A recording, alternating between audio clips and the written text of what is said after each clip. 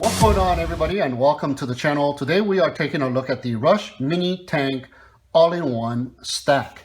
It consists of the Rush Core F7 flight controller with the floating gyro and the Matrix 30 amp 4-in-1 BL 32 ESCs and the Rush Tank Mini 48 channel VTX. The components will come in their own separate anti-static packaging, and also included is a bag of accessories and a foam padding to protect the pins. Connect them together via pin connectors with the provided spacers in between, of course, for easy modular installation and a hassle-free plug-and-play experience. The mounting holes are 20 by 20 millimeters, and the small compact size is made perfectly for a 3-inch FPV racer, but it is powerful enough for a 5-inch FPV racer with 20 by 20 millimeter mounting holes. The flight controller is the Rush Core F7 flight controller.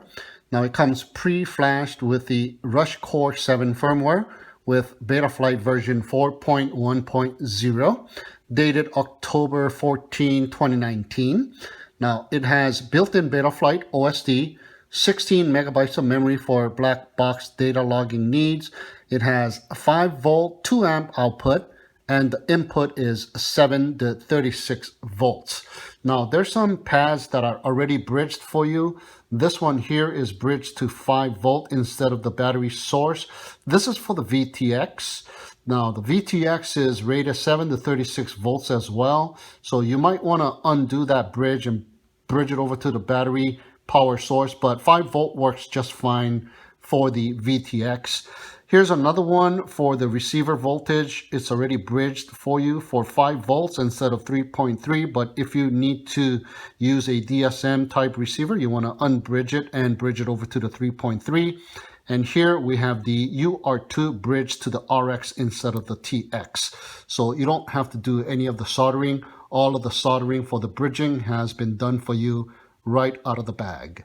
The MPU 6000 gyro is built into this gyro suspension structure that fits right into the mounting holes of the flight controller for a floating gyro system with buffer sponges on the side to minimize hardware vibration, and is connected to the flight controller via a ribbon cable. And there's also pads for adding a buzzer as well. It also comes with these locking type wire harness connectors to add your receiver, LED light fixture, and your FPV camera, and all of the necessary hardware is included in this accessory bag. So just clip it on there and it locks into place. The ESCs are the Rush Matrix 30 amp BL 32 4-in-1 ESCs.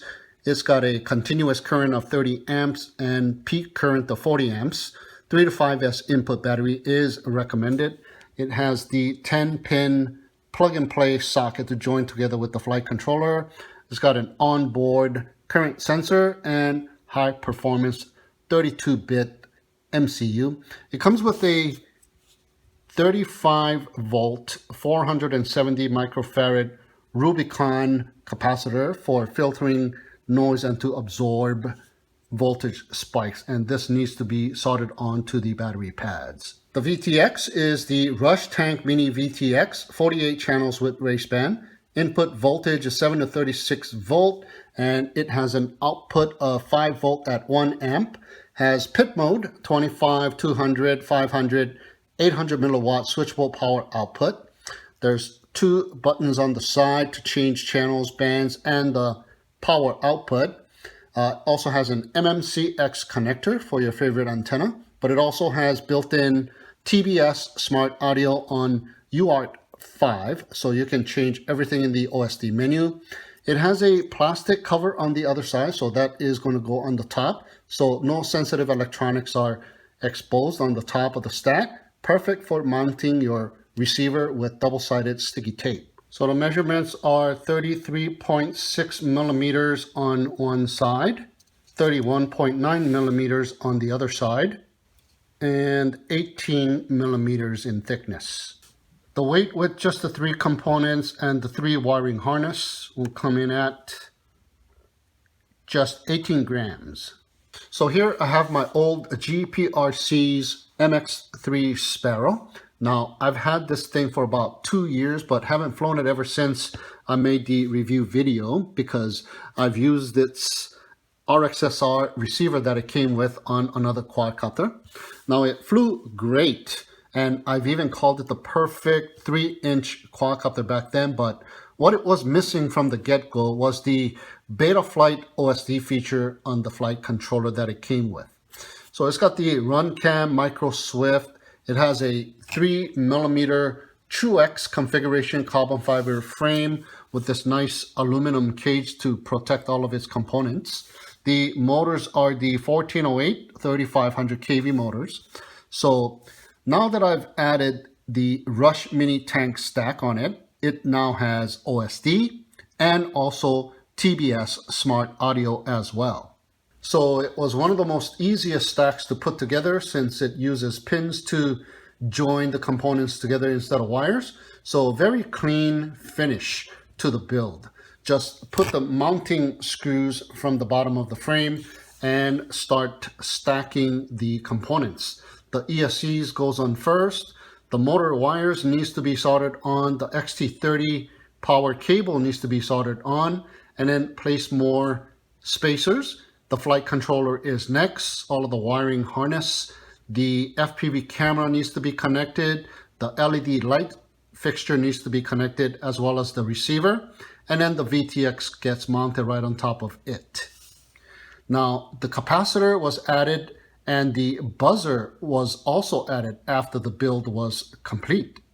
I've also added an XM Plus receiver and flashed it to the latest firmware. So it now displays the RSSI value, which was also missing on the original version as well. Now it is a perfect 3-inch quad. So that'll conclude this video review of the Rushfpv's mini tank stack. Now I'm gonna go for a little flight with my old but new GPRC's MX3 Sparrow. So thank you so much for tuning in and watching. Have a great day, and we'll see you again next time.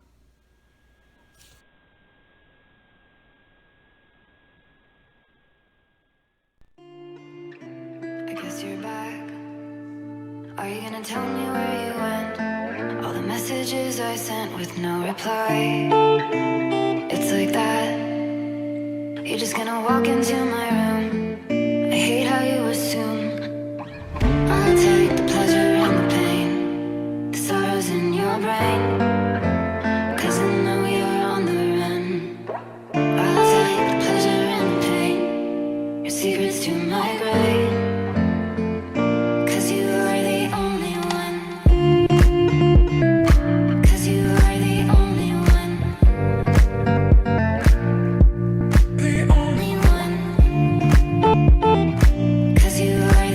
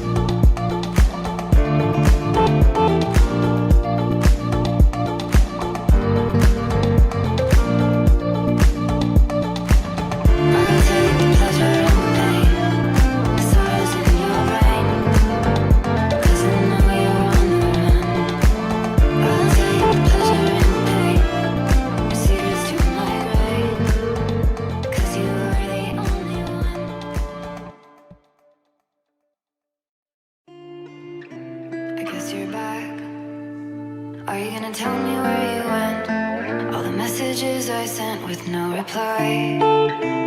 It's like that. You're just gonna walk into my